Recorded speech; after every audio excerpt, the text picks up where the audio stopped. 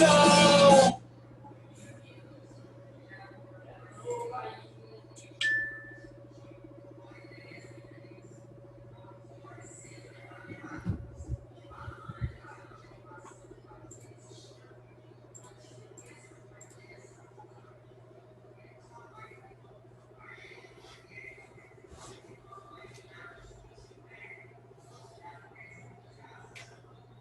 A gravação, depois de conversarmos sobre outros temas que não consumidor, mas temas interessantes, coisas importantes.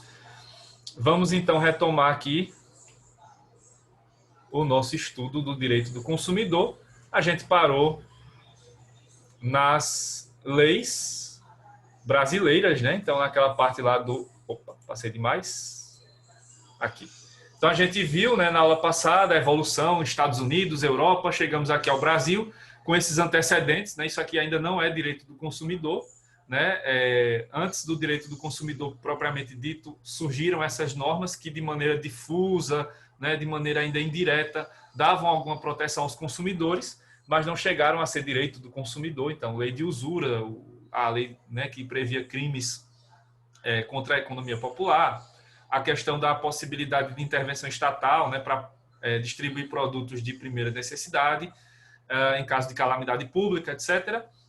E a lei que criou o CAD, né, o Conselho Administrativo de Defesa Econômica, que foi outro órgão importante que até hoje tem atuação, como falei na aula passada, né, em relação à questão de controle de monopólios, oligopólios, enfim, da atividade econômica no Brasil. E aí paramos nessa parte aqui em que eu falei sobre o ponto em que realmente surgiu o direito do consumidor no Brasil do ponto de vista legal, do ponto de vista jurídico, né? Pela primeira vez no Brasil se tem numa lei ou numa norma jurídica o termo consumidor, né, que é a Constituição Federal de 88. Então, lá na Constituição tem três pontos, né, que tratam da defesa do consumidor. E aí existe, inclusive, a gente vai ver isso mais tarde, né, ao longo da aula de hoje, tem uma parte no ADCT, né, o artigo 48, que determinava realmente a criação de um Código de Defesa do Consumidor. Então, a Constituição foi muito incisiva nesse ponto, porque era uma necessidade da população brasileira, né, entre várias medidas, entre várias sugestões feitas por, né, pessoas do povo, estava, né, a necessidade de se criar normas para defender os consumidores, e a própria Constituição estabeleceu isso, né? E aí, então, em 1990, em setembro de 90, vai aparecer o nosso CDC, o Código de Defesa do Consumidor, né, que foi criado aí diretamente, né, a partir dessa determinação constitucional, né? E aí a nossa lei principal aqui é a Lei 8.078 de 90, né, o Código de Defesa do Consumidor, nosso popular CDC. O Código do Consumidor, ele entra em vigor em março de 91, né, foi no dia 11 de março, portanto, na próxima semana, o Código de Defesa do Consumidor vai completar uma data importante, que é de 30 anos de vigência, né? Então, são 30 anos de vigência aí praticamente do Código de Defesa do Consumidor, e de lá para cá, então, vai se construindo o direito do consumidor, que é um ramo do direito, então, no Brasil, bastante novo, né? Vai completando agora 30 anos, então, é um ramo do direito que ainda está em evolução, ainda está em adaptação aqui à nossa realidade, né? E de lá para cá, muita coisa mudou, porque em 91 ainda não se falava em internet, ainda nem se imaginava compras feitas por meio virtual. Tinha, claro, né, entrega feita por correio e tal, na época, claro que tinha, mas não nessa magnitude, não dessa maneira que temos hoje. Então, os negócios, né, feitos pela internet, os contratos eletrônicos, isso não existia e ainda estava longe, né, de ser visto como algo real. Era, no máximo, um sonho ou uma utopia. Então, essas questões, elas aparecem hoje, né, já nesses 30 anos de direito do consumidor, como necessidades de atualização e de configuração, adaptação dessas normas a essa nova realidade que estamos vivendo, né? Que se acelerou muito mais agora, né, do ano passado para cá, por conta da pandemia, já que algumas questões, né, de inovações tecnológicas e tudo mais, que se esperava que acontecesse nos próximos 10, 15 ou 20 anos, tiveram que de maneira apressada aparecer em questão de meses, como isso que estamos fazendo agora, né? Aula virtual, aula remota, ao vivo, né? Quem é que imaginava até março do ano passado que isso iria acontecer, né? Talvez poderia se imaginar, mas não tão rápido assim, né? E aí, aos trancos e barrancos, estamos aqui, né? Um ano depois do início da pandemia, estamos aqui nessas aulas remotas e provavelmente vamos continuar com elas por um bom tempo, porque infelizmente, né, o Brasil bateu um recorde terrível hoje, 1.641 mortos, né? E aí, a cada dia a coisa vai piorando e a tendência, infelizmente, é de que nas próximas semanas a gente tenha a necessidade de voltar a ter medidas restritivas, como aconteceu na mesma época do ano passado, né? Exatamente um ano depois as coisas vão se repetindo. Estamos andando em círculos ou estamos caminhando mais rápido rumo ao abismo, né? Só no futuro é que vamos saber aí qual foi o caminho que a gente escolheu. Dos dois, nenhum presta, né? Tanto andar em círculos quanto cair no abismo, nenhum dos dois é legal. Mas, enfim. Então, diante disso tudo, né, são 30 anos aí de vigência do Código do Consumidor e nesses 30 anos, muita coisa mudou, né? Muita coisa melhorou em relação aos consumidores, como eu vou mostrar a vocês daqui a pouco, um certo contexto histórico, né, para a gente voltar lá para os anos 80. A maioria de vocês nem era nascido nessa época, mas para voltar ali, era a minha infância, né? Então, tenho algumas lembranças meio que traumáticas dessa época, mas Letícia, tão positivo chega a dar esperança. Mas é a realidade, né? Infelizmente, não é pessimismo, é um realismo, né? A tendência agora não é nada positiva. Espero, né, sendo positivo, sendo otimista, que isso melhore nos próximos meses, mas do jeito que a coisa está se configurando, não há muita perspectiva, não. Boa, não. Então, daqui a pouco eu vou falar mais disso, né, dessa questão lá dos anos 80, como é que era, né, a relação consumidor e fornecedor antes do Código do Consumidor, e se a gente olha para trás e vê o passado, realmente a gente vai observar que muita coisa mudou, muita coisa melhorou, né, e hoje temos uma relação civilizada entre consumidores e fornecedores, coisa que não havia lá atrás, né, nos anos 80 ou antes disso, né? Bom, e aí o Código de Defesa do Consumidor é a nossa lei principal aqui, né? Então é importante, é fundamental sempre estar junto com o código, não necessariamente assim, né, na versão, né, física, mas pode ser acessando o site, né, do Planalto, que tem lá o código, tem as leis atualizadas, ou em PDF, para ter acesso no celular, no notebook, enfim, né? Mas é sempre bom estar junto com a lei 8.078 de 90 para estudar o direito do consumidor, porque ela é a nossa regra principal, é o nosso norte, né? É a nossa regra fundamental aqui, certo? Mas, além dela, claro, temos um microsistema normativo. Então, o direito do consumidor não é só formado pelo Código de Defesa do Consumidor, existem outras leis que vêm junto com o Código, foram inseridas, né, inseridos artigos no Código, ou então elas vêm ali de maneira separada, mas formando esse microsistema normativo. E aí eu trago para vocês algumas mudanças relevantes que ocorreram nos últimos anos, né, de 2010 para cá, algumas mudanças que foram bem interessantes ou relevantes, né, que trouxeram contribuições aí para evoluir o direito do consumidor. Então, começo falando dessa lei 12.291 de 2010, né, que essa lei ficou muito conhecida, até hoje ela está bem, né, colocada aí, porque ela trouxe uma novidade, né, uma inovação, hoje já faz parte das nossas vidas, né, já faz parte do comércio, né. Então, em toda loja que você chega, você vai encontrar lá um exemplar do Código de Defesa do Consumidor, né, justamente porque essa lei ela tornou obrigatória a disposição de um exemplar do Código do Consumidor ao público em geral, em todos os estabelecimentos comerciais do país, inclusive o PROCON, né, em cada estado, faz fiscalização sobre isso e pode impor multa aos estabelecimentos que não tenham um exemplar para conhecimento ali do consumidor. Claro que essa foi uma ideia, a intenção foi das melhores, né? Para aumentar o nível de conhecimento dos consumidores em relação a essa lei, que eles podem agora pegar em qualquer estabelecimento comercial e ler o Código do Consumidor. Mas a gente sabe que não é bem assim que funcionam as coisas. Então, só deixar lá o código disponível não significa que agora as coisas vão melhorar e que a relação consumidor-fornecedor vai estar, né, às mil maravilhas. Não é assim que funciona. Então, lógico que, né, a intenção foi das melhores, mas as consequências não foram tão benéficas assim, né? Foi mais uma obrigação para os consumidores, né? Mas não foi algo que tenha trazido para os consumidores em geral um ganho imenso de direitos. Não, né? Foi ali a possibilidade de ter acesso mais próximo ao Código do Consumidor, mas num país em que milhões de pessoas são analfabetas ou analfabetas funcionais, só o fato de ler não vai significar que ela vai compreender o que está lá escrito, né? E o analfabeto nem vai conseguir ler. Então, muito mais útil teria sido aí, por exemplo, pensar na possibilidade de incluir, né, disciplinas como noções de direito, alguma coisa assim, lá no ensino fundamental, no ensino médio, sei, né? Talvez seria uma ideia interessante, não só para consumidor, mas para outras áreas também, né? Então, ter conhecimento dos nossos direitos é sempre bom, né?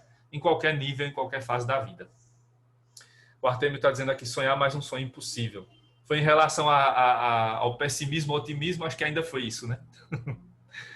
Bom, a Lei 13.455 de 2017, ela já não trouxe uma inovação boa para os consumidores, né? Ela já vem nessa esteira do que aconteceu de 2016 para cá, que é uma tendência de perda de direitos e de retrocessos. Então, esse foi um retrocesso em relação ao direito do consumidor, né? Por quê? Essa lei autorizou a diferenciação de preços de bens e serviços oferecidos ao público em função do prazo ou do instrumento de pagamento utilizado. Então, até essa lei, como é que funcionava? Se você ia pagar à vista, no cartão de débito ou no cartão de crédito, o valor deveria ser o mesmo, certo? Não poderia haver diferenciação de preços para, né, que não houvesse ali comportamento discriminatório em relação ao consumidor, e principalmente em relação ao seu poder aquisitivo. Se ele tinha dinheiro vivo, se ele tinha cartão, enfim, se ele ia parcelar a compra, etc. Mas aí em 2017, já no governo Temer, né, apareceu essa lei, que prevê, né, a partir de então, e hoje ela ainda está em vigor, que é possível que ocorra diferenciação de preços. E aí, então, hoje, é possível que você tenha um preço de um produto à vista, outro no cartão de débito e outro no cartão de crédito, né? Inclusive colocando aí os juros e tudo mais, né?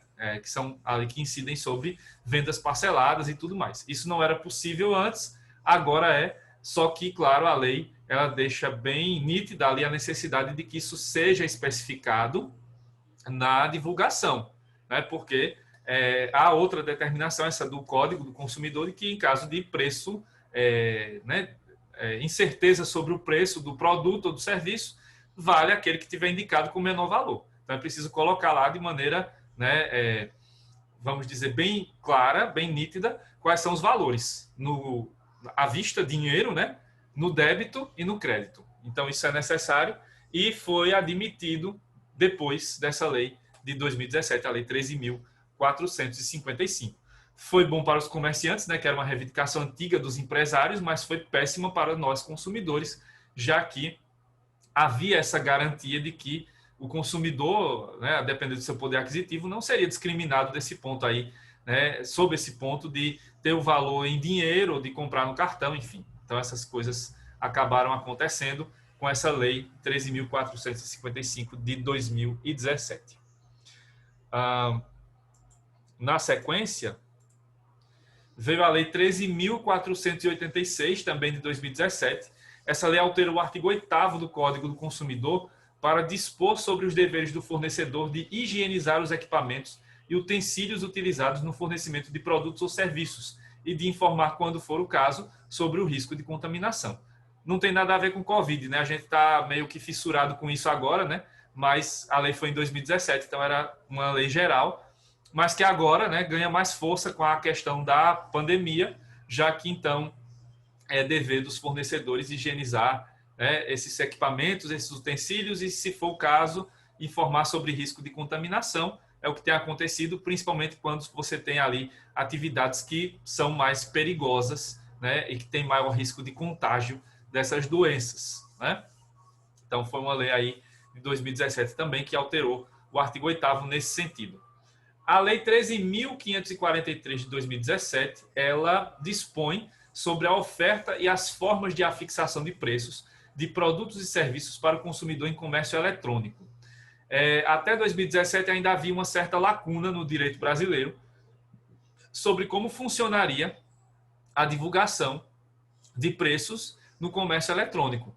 E isso ia ganhando força com a questão não só dos sites, né, de venda e tal, mas também das redes sociais. Então, aquela história, preço inbox, não sei o quê. Então, agora, né, em 2017, é necessário que exista a divulgação ostensiva do preço à vista, junto à imagem do produto ou da descrição do serviço, em caracteres facilmente legíveis, com o tamanho de fonte não inferior a 12. Então, todas essas regrinhas entram nessa Lei 13.543 para garantir que o consumidor vai ter acesso, né, mais claro, mais nítido, à divulgação desses preços de produtos e serviços também em meio eletrônico, nos sites, nas redes sociais, etc. Então, a história do preço inbox,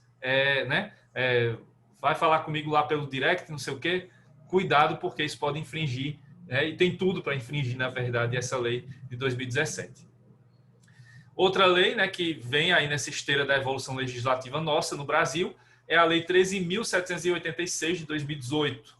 Essa lei foi outro retrocesso, né, e foi colocada, né, ficou conhecida como o presente de Natal do governo Temer para o setor da construção civil, né, e o setor imobiliário. Vocês vão entender por quê. Essa lei ela foi aprovada ali mais ou menos 25 de dezembro de 2018, já no finalzinho do governo Temer, e ela disciplina a resolução do contrato por inadimplemento do adquirente de unidade imobiliária, em incorporação imobiliária e em parcelamento de solo urbano.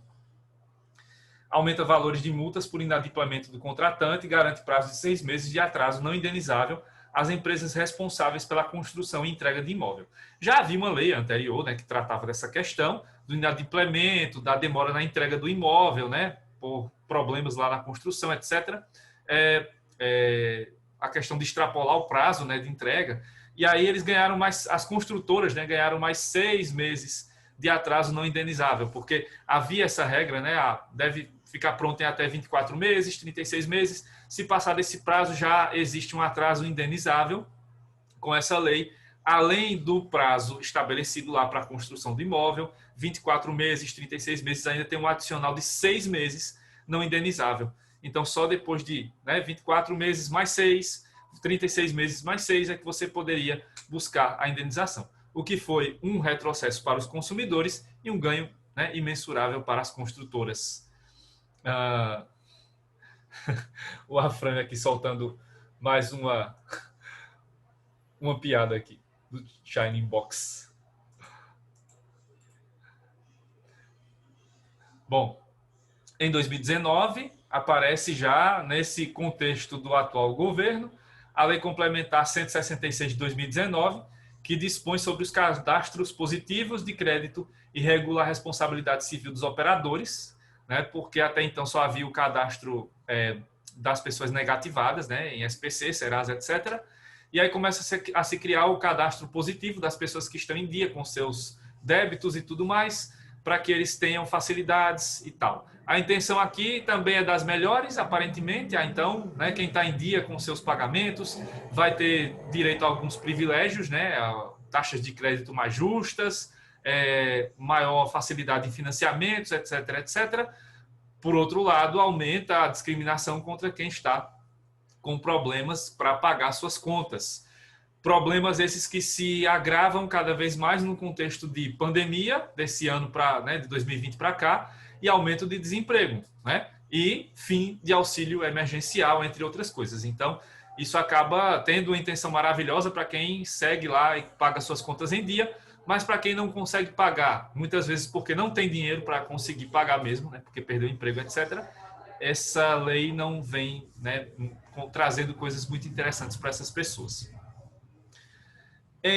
A outra lei, né, de 2019 foi a Lei 13.828, que incluiu como direito dos assinantes a possibilidade de cancelamento dos serviços de TV por assinatura, pessoalmente ou pela internet.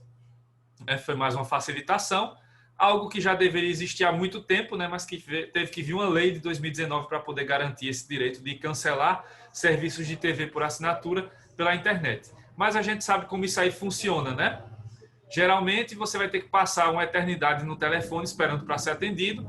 Geralmente vai ter que responder a N perguntas justificando porque você vai ter que cancelar o serviço, e algumas empresas dizem que vão fazer o cancelamento, não fazem e depois começam a cobrar você como se você tivesse inadimplente. Isso ainda acontece no Brasil, né? Então, mesmo com a lei, ainda há empresas que teimam em desobedecê-la e fazer esse tipo de conduta de má fé contra os consumidores. Um decreto, né, que foi o decreto 9.882 de 2019, alterou outro decreto de 2015 que dispõe sobre o consumidor.gov. O consumidor.gov é uma importante plataforma que foi criada lá atrás, né, no governo Dilma Rousseff, e que ela é uma forma, né, governamental, né, oficial do governo federal, para que ocorra um contato mais direto entre o consumidor que sofreu algum dano e o fornecedor, o empresário, né, a empresa que praticou aquele dano.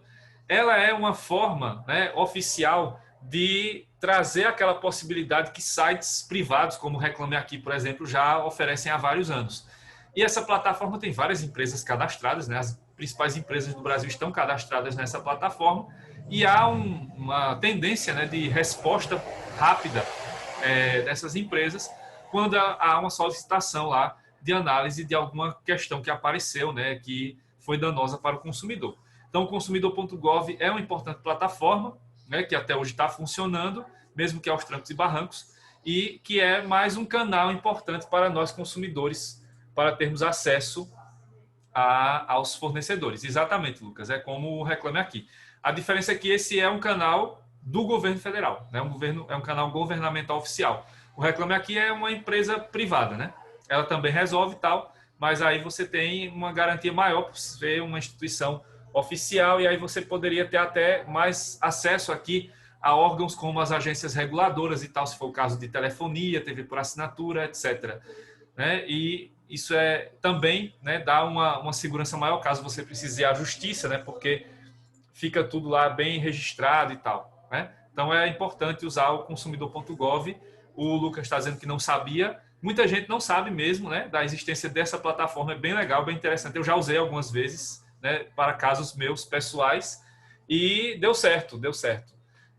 Até demora menos do que no caso do Reclame Aqui, né, porque como é uma plataforma oficial, as empresas já estão lá cadastradas e aí a tendência é que as coisas se resolvam até mais rapidamente.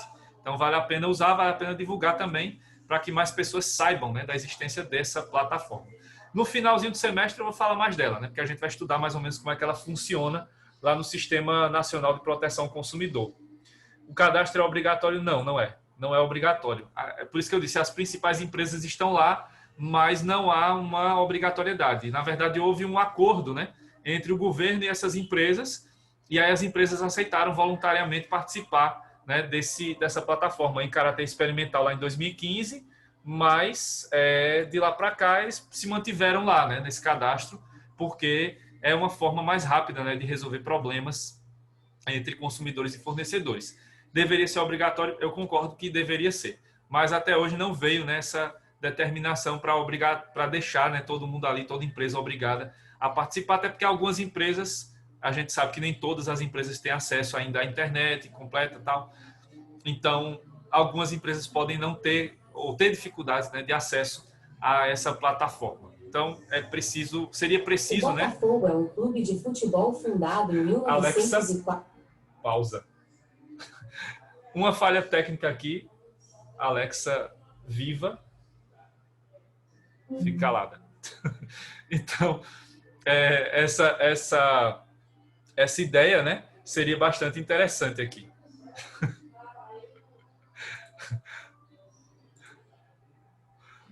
Pois é, eu nem falei desse time, né, que caiu aí para a segunda divisão e ela veio falar disso agora, sei lá.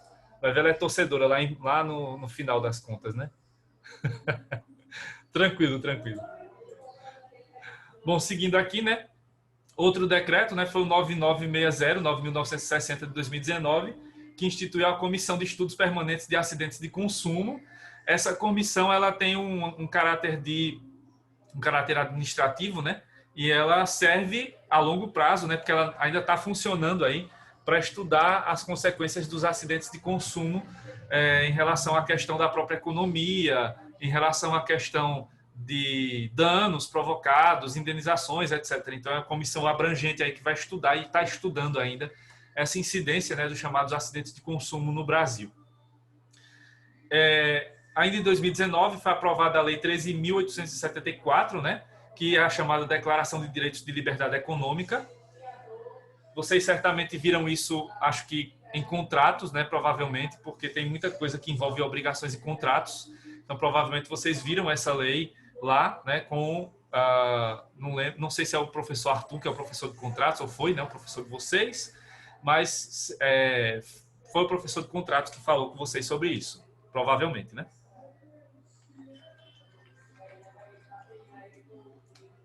Então, isso trouxe algumas questões mais polêmicas para o direito civil e também refletiu mesmo que indiretamente no direito do consumidor. Isso, professor Arthur, beleza. Minha memória está boa. Ainda em 2019, o decreto 10.051 instituiu o Colégio de Ouvidores do Sistema Nacional de Defesa do Consumidor, do qual aquela plataforma que eu falei agora há pouco faz parte, o consumidor.gov, né? Então, o Sistema Nacional de Defesa do Consumidor, que é vinculado ao Ministério da Justiça, é esse órgão, né, que tem aí, né, como mais um dos seus componentes o Colégio de Ouvidores, que foi instituído aí em 2019.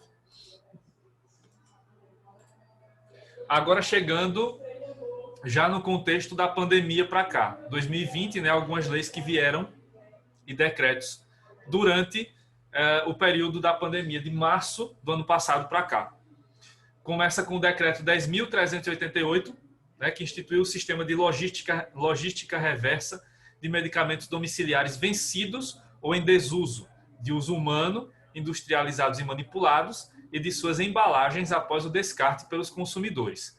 Não havia uma política de descarte de medicamentos usados, vencidos e tal, e aí esse decreto institui esse sistema, né, que deve ser implantado, né, está sendo implantado por farmácias e tudo mais. Por isso que você vê agora já nas grandes farmácias um localzinho lá, né, geralmente como se fosse uma lixeira, né, que está destinada para receber esses medicamentos. E claro, não é só isso, né, ter uma lixeira lá para receber, mas ter um sistema em cada cidade para fazer o descarte adequado desses medicamentos para não agredir ao meio ambiente e tudo mais.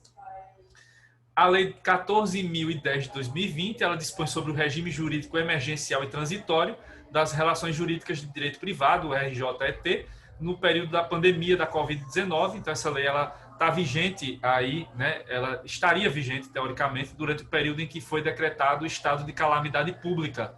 E esse estado de calamidade pública ele se encerrou oficialmente no dia 31 de dezembro do ano passado.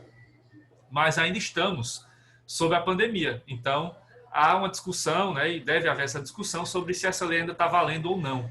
E também existe aí a possibilidade, né, como se está falando de auxílio da volta, né, do auxílio emergencial, pode ser que o Congresso tente de novo, né, emplacar outro estado de calamidade pública. E aí mais à frente pode surgir essa discussão se essa lei está valendo também para poderia valer, né, para esse novo contexto, ou se seria necessário aprovar uma nova lei para isso. Então, é uma questão que ainda vai, né, surtir efeitos e vai ser discutida nos próximos meses. Aí nós temos o decreto 10.417, de 7 de julho do ano passado, que instituiu o Conselho Nacional de Defesa do Consumidor, mais um órgão, né, para o Sistema Nacional de Proteção. A Lei 14.027, que estabeleceu regras sobre a distribuição gratuita de prêmios mediante sorteio, vale-brinde, concurso ou operação assemelhada, realizada por concessionárias ou permissionárias de serviço de radiodifusão ou por organizações da sociedade civil, à volta, né, dos telebingos, etc., que era uma coisa que acontecia lá pelos anos 80 e 90, voltou aí, né, com essa lei de 2020, né, agora regulamentando esses prêmios e tudo mais. A portaria 414, de 22 de julho, que estabeleceu a suspensão temporária e excepcionalmente do tempo máximo para o contato direto com o atendente no SAC, né, o Serviço de Atendimento ao Consumidor. Havia essas regras, né, que foram estabelecidas lá em 2008, e aí, por conta da pandemia, as empresas não estavam mais obrigadas a seguir esse tempo para o atendimento ao consumidor. A Lei 14.028, né, de 27 de julho, que garantiu que o receituário médico ou odontológico de medicamentos sujeitos à prescrição e de uso contínuo tenha validade pelo menos enquanto perdurarem as medidas de isolamento em virtude da Covid-19. Então, a possibilidade de, né, se prorrogar prazos lá de validade dos receituários para as pessoas que estejam em quarentena, que estejam isoladas por conta da Covid. Falta menos de 1 minuto para acabar essa primeira parte, então eu vou dar aquela pausa técnica. Me aguardem aí que já já eu volto. Beleza? Até já.